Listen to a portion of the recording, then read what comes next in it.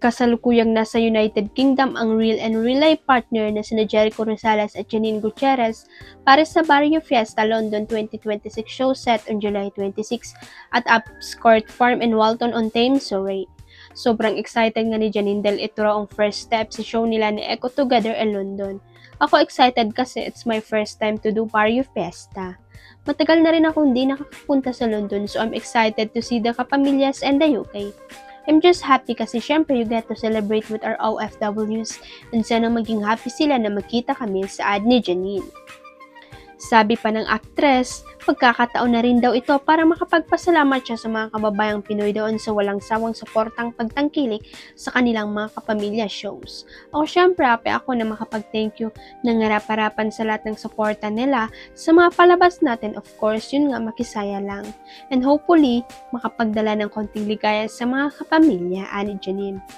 Pagdating nga sa UK ay dinumog agad sila ng press doon at masaya namang nagpaunlak ang dalawa. We're very happy we're here now. Our flight was good, sabi ni Echo. When asked kung ano ang ina-expect nila sa London, natatong sabi ng aktor ay itatry raw nila ang mga food doon.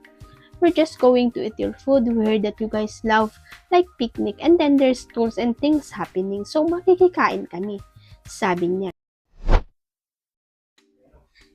Hindi pa nga nagtatapos ang tambalan ni Julia Barreto at Joshua Garcia dahil muli silang magsasama sa isang teleserye. After 9 years, ang muling bibita ang dalawa sa isang bigating teleserye na nakatakdang ipalabas sa isang sikat na streaming platform next year. Nang malaman nga ng Abante ang story ng kanilang bagong teleserye, ay na-excite at na ngayon pa lang ay kinikilig ng Abante dahil bagay sila sa gagampanan nilang karakter. Unang inalok ang nasabing series sa isang sikat na love team pero nagiwalay na ang landas ng dalawa kaya hindi sila natuloy. Taong 2018 nang mapanood ang Josh Lea Love Team sa Ngayon at Kailanman ang tanging teleseryeng pinagbida ng dalawa. After nga na Ngayon at Kailanman ay napareha si Joshua sa iba't ibang aktres sa mga teleserye, Janila Salvador sa The Killer Bride, Jane De Leon sa Mars Travel Starna, Judy Santa Maria sa Unbreak My Heart, Ann Curtis It's Okay Not to Be Okay, at ang latest nga ay kay Ivana sa Love Is Never Gone.